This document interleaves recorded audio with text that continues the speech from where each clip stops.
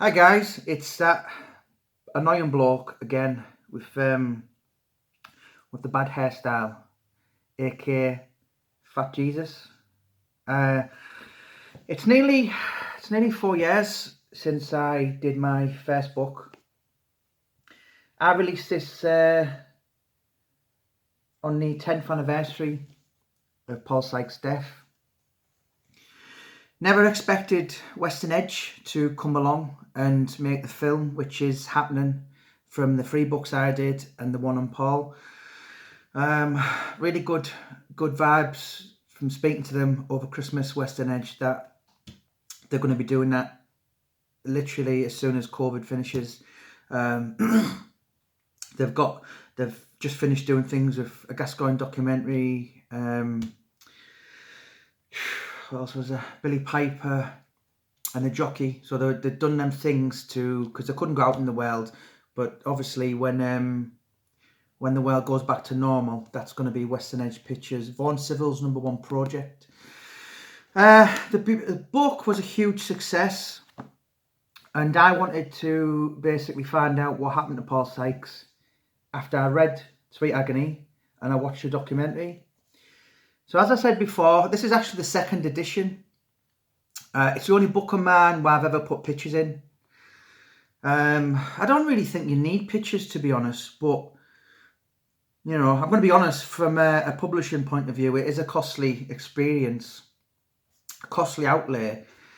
But yeah, I always think if you have an unbelievable cover and maybe a couple of pictures on the back and a decent blurb, synopsis, then as long as you've got the layer right and the book flows, then I think people with half a brain can use your imagination. But just going over this book again, you've got this book is 50 chapters.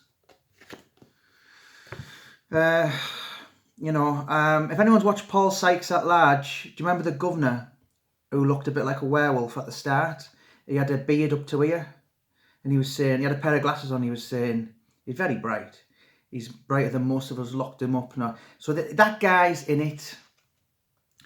You've got you've got couple of British champions, few famous faces from the boxing world, people like Johnny Nelson, Glenn McCrory, Mickey Vann, the referee, John L. Gardner, who obviously Sykes turned his back on. You've got boxing historians, you've got gangsters like Eddie Richardson, Charles Bronson. You've got people who were really close to Sykes, like the Spenceley brothers from Middlesbrough. Nick Manners, who knocked Sykes out in 1992 when he caused mayhem on the Henry Wharton bill. Terry Mitchell, who was the guy who sabotaged the fight Sykes had with Lenny McLean in November 1979. Lenny put in his book, Sykes went in for 5 Dorman and he got that was nonsense. He had a fight with Terry Mitchell. Terry Mitchell is really probably the only, well, from my research, the only guy who really beat the prime Paul Sykes. Anyone else did was just taking liberties with an old tramp. We've got social workers in there, got 2 of Paul's sons in there, bits of poetry, and just proper Peter Fury's in there, and people from the Lupset estate, Wakefield taxi drivers, people who beat Sykes up. Just everything, and there's 50 chapters in there, and that tells a story. If you type in Paul Sykes at Large, that film, it keeps getting took off by Western Edge, not by Western Edge. It keeps getting took off by Yorkshire Television because they're aware of the film, which is what's going to happen.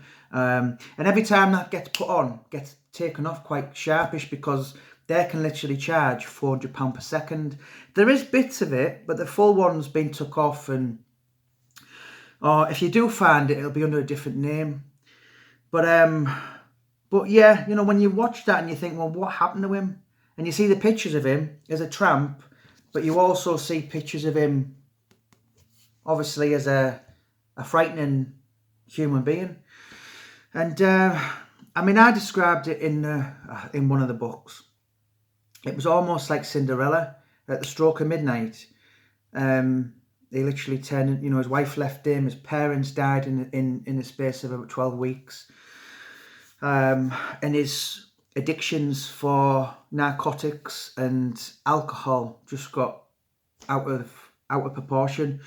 Fast forward a couple of years, and he was living on the street, kids walking up to him, smashing eggs on a daily basis, making him shadowbox for £1.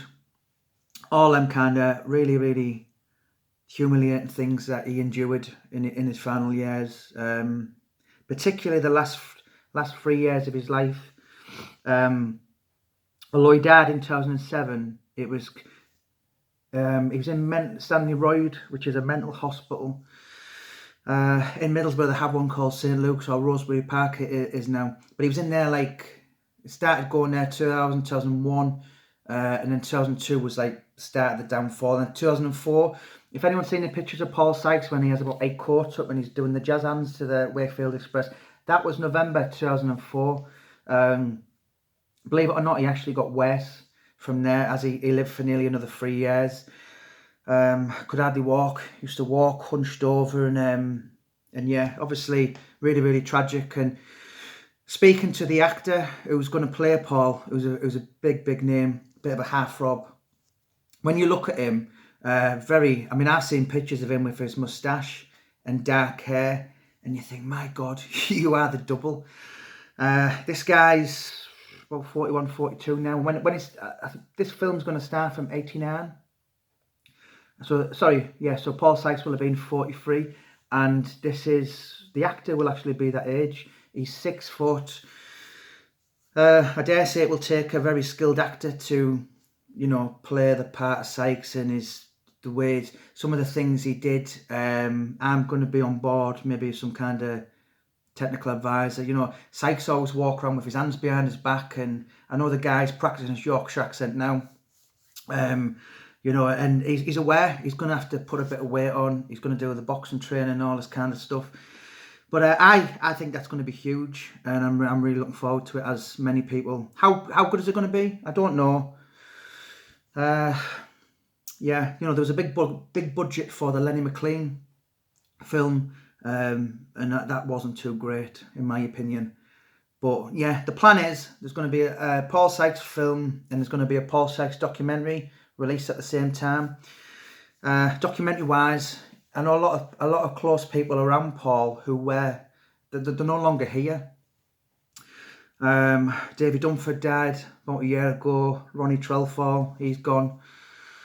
But there's John Spenceley, Delroy Showers. Believe it or not, he's actually in this book. Actually, do you know the old I watch Paul Sykes at Large, and the old tailor who goes, "Hi, Paul, great to see you." He says, "I need a bit of credit, Kenny." He's actually still alive. He's in this book. He was about 85 then. He's going to be kicking off for 90, but he's still about, old Kenny, and I want to catch up with him very shortly. But yeah, people like that to the documentary will be invaluable, and I'm aware that there's quite a few people, like his maybe his last 2 wives they'll never speak, but I'm very friendly with his first wife, Pauline. She's a lovely lady. I've been to stay with her a few times, become great friends with Pauline. Really, really lovely woman.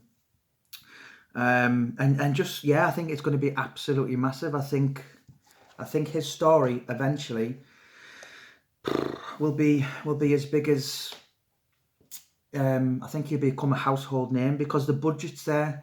Western Edge Pictures have put it on their website. I know there's been a few people who are like, "Oh, bullshit, it's not going to happen." It's not, this was all ready to go in September last year, so a few months ago. God decided COVID was going to enter planet Earth, and that's that. But yeah, the contracts have all been signed, and it's all ready to go, honestly. So yeah, if anyone really, really wants to learn more about that crazy guy who was talking about punching sharks on YouTube, because that's really where everyone's in. Who the hell's that guy? And you watch it and you become addicted. I mean, yesterday I had to look on Twitter, and I seen Nigel Ben's Twitter. I seen Nigel Ben talking about Paul Sykes, saying, "Oh, this bloke, he's hilarious," and all this kind of stuff. and that's been the same with stuff like Jamie Carragher, Robbie Williams, Ricky Gervais, a few more other people I could probably name, but they wouldn't want me to. But yeah, if anyone wants to really understand the full Paul Sykes story, that was a bestseller. It's doing huge numbers. I did another 2, which was Further Agony and Final Agony. Paul did Sweet Agony. So there's 4 agony books, and it's Paul Sykes, it's Sharks. But there is 50 chapters over there. It starts off at the beginning of his life with like his sister, people who knew him, and childhood friends like the Rileys, and it just gradually goes down, and in the end you just see a really sad, tragic, very, I don't know, was it karma? Did he get what he deserves? Only God will know the answer to that. It's only, there's only one person can judge. We all do bad things, but I spoke to Jay McDonald. Does anyone know who Jay McDonald is? Sorry, my publishers did about a year or 2 back, and she was probably the most famous person from Wakefield. She's a singer or an actor or something like that, and she was aware of him. She never really had much to do with him, but in my opinion, certainly for me, Paul Sykes has put Wakefield on the map, and when that film starts, it will go absolutely crazy. But don't forget, guys, you can buy all 5 Paul Sykes books from Waterstones, eBay.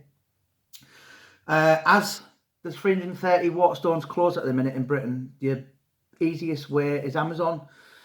It's usually free postage and package, next day delivery, but obviously it might be a day or 2 more with the current situation. But yeah, Paul Sykes books, all you need to know about the Lupset Lout, the Wild Man of Wakefield, is in our books from Warcry Publishing. Thank you so much. Don't forget to click and subscribe on this channel. It's going to be loads and loads of videos. I've got a few people to interview. I'm going to be catching up with Neil Malpass very shortly. He's in this book as well, actually. Paul Sykes fought him a couple of times, and as the film and the documentary gets nearer, we're really gonna, just get the total blueprint on Paul Sykes. I think what Warcry Publishing have done really well. It's not me, it's them. Have done really well and got all angles, and because at the end of the day, the Paul Sykes the first book, that was it was published by Lofthouse Publications. So yeah, but basically Warcry Publishing have all the 5 books, and I'm speaking with a guy shortly. I'm done with Paul Sykes. There's nothing else I could write.